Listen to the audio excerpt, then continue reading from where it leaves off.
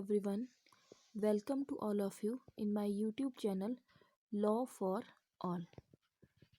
Today, my topic is abolition of untouchability, that is defined under Article 17 of Indian Constitution. First of all, please remember the abolition of untouchability is a very important fundamental right, and it is absolute right. No one can be violate this fundamental right. Now, the term untouchability, हम untouchability को क्या समझे? Simple meaning है untouchability means discrimination of individual on the basis of their caste. हर जगह हमें पता है ancient time से हमारी सोसाइटी 4 कास्ट्स में डिवाइड हुई है, ब्राह्मण, क्षत्रिय, वैश्य एंड शूद्र। एंड इन चारों कास्ट में से lower caste that is Shudra caste को बहुत ही ह्यूनियस तरीके से, बहुत ही बुरे तरीके से ट्रीट किया जाता था एंशियंट टाइम से ही। इंडिपेंडेंस के बाद इस बुराई को मिटाने के लिए जो आर्टिकल इंडियन कॉन्स्टिट्यूशन में बना, that is abolition of untouchability, article 17। So article 17 abolish untouchability and forbid its practices in any form. The enforcement of any disability arising out of untouchability shall be an offence punishable in accordance with the law. Article 17 में clearly define किया गया untouchability को, और इसे एक ऐसा offence माना गया, अगर कोई पर्सन इस ऑफेंस को करता है तो वो लॉ के अकॉर्डिंग पनिशमेंट के लिए लायबल होगा। प्रॉपर पनिशमेंट्स के प्रोविजंस बने हैं इसमें लॉ में। Then 2 important legislations related to our article 17 of Indian constitution.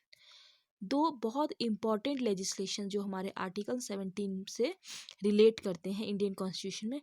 First one is protection of civil right act 1955 and second one is SCs and ST, schedule caste and schedule tribe, prevention of atrocity act 1989। ये दोनों important legislation relate करते हैं हमारे article 17 को। But अब हम कैसे कहें कि अनटचेबिलिटी क्या है?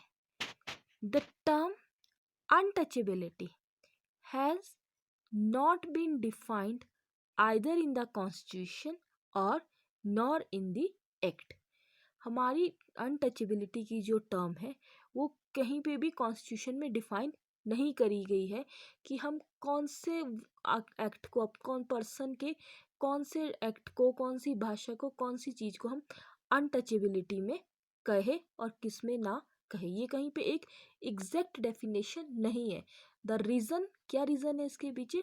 The reason behind that the term untouchability is a very wide term. ये कोई एक नैरो टर्म नहीं है जिसको डेफिनेशन में एक्सप्लेन कर दिया जाए। It is a very wide term. Under the protection of civil right act 1955, the offense committed on the ground of untouchability are punishable either by imprisonment up to 6 months or by fine up to rupees 500 or both. Now, a person convicted of the offense of untouchability is disqualified for election to the parliament or state legislature. अगर कोई person convict होता है offence of untouchability में तो वो disqualify हो जाएगा elections के लिए, पार्लियामेंट के भी और स्टेट लेजिस्लेचर्स के लिए।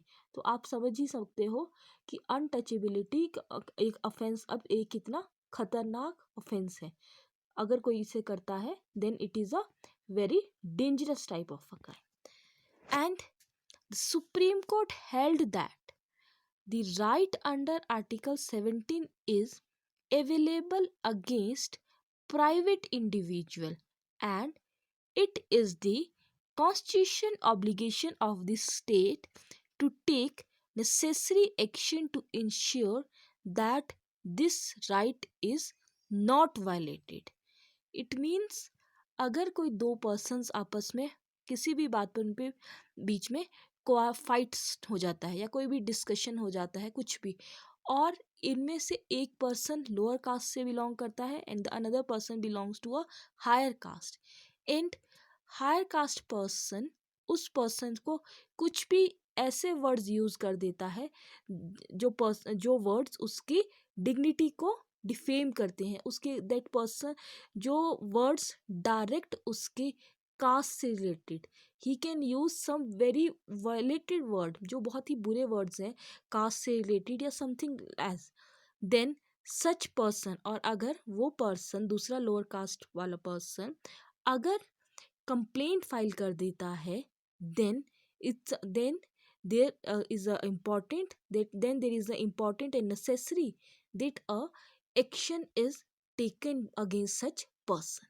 जो दूसरा हायर कास्ट का पर्सन है उसके अगेंस्ट फिर कोई ना कोई एक्शन ज़रूर लिया जाएगा, बिकॉज उसने पर्सन के फंडामेंटल राइट को वायलेट किया है। और आर्टिकल 17 की ये एक क्लियर लैंग्वेज है, क्लियर वर्डिंग है। अगर कोई पर्सन किसी के भी कोई इस तरह का क्राइम करता है, अनटचेबिलिटी ऑफेंस करता है, then it is punishable, imprisonment भी है एंड फाइन भी हो सकता है और दोनों भी हो सकता है। So article 17 is very important fundamental rights, ये हमें हर एक पर्सन को पता होना चाहिए। So thank you so much. In our next video में हम डिस्कस करेंगे अपने आर्टिकल 14, 15, 16 एंड 17 पे cases law. So, thank you.